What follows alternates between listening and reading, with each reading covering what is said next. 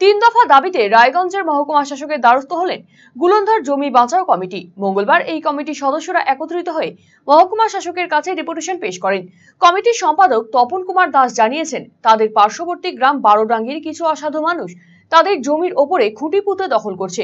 সেখানে গাছ লাগানোর পরিকল্পনা চলছে, এতে চাষাবাদে ক্ষতি হচ্ছে। চাষিদের সেই জমিতে যেতে বাধা দেওয়া হচ্ছে। ইতিমধ্যে বিডিও, আইসি এবং বিএলএল আরওকে অভিযোগ জানানো হয়েছে। মঙ্গলবার তারা মহকুমা শাসকের দ্বারস্থ হলেন। তাদের দাবিগুলি হলো, জমিতে পোঁতা খুঁটি তুলে ফেলতে হবে, অবৈধভাবে বসানো স্যালো সরিয়ে ফেলতে হবে এবং শান্তিপূর্ণভাবে কৃষিকাজ এবং বসবাসের ব্যবস্থা করে দিতে হবে। আমরা এসছি যে আমরা কৃষক, আমাদের জমি, আমাদের পাশের গ্রাম বারোডাঙ্গি, এই বারোডাঙ্গির কিছু মানুষ আমাদের জমির ভিতরে খুঁটি পুঁতে দিয়েছে রাস্তার জায়গার নাম করে।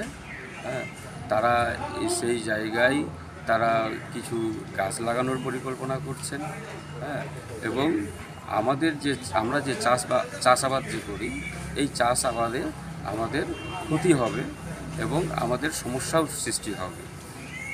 এখন আমরা এই দাবিপত্র আমরা বিডিও সাহেবকেও আমরা জানিয়েছি, আইসি সাহেবকে জানিয়েছি, বিএলআরও সাহেবকে জানিয়েছি।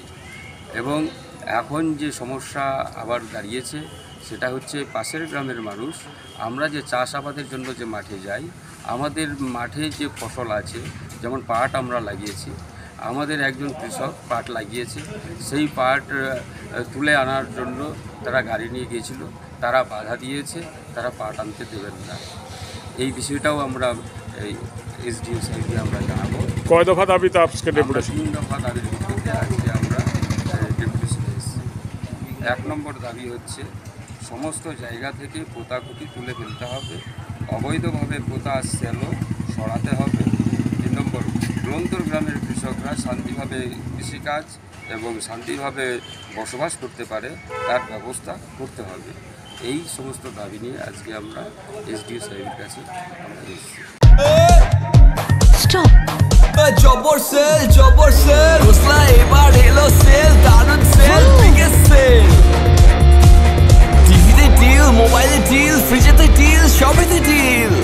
আসছে city's biggest cost to cost offer only at Khosla electronics, আপনার নিজের দোকান। TnC applied. Khosla electronic private limited, ঠিকানা মোহনবাটি বাজার, রায়গঞ্জ, রায়গঞ্জ জেলা আদালতের বিপরীতে।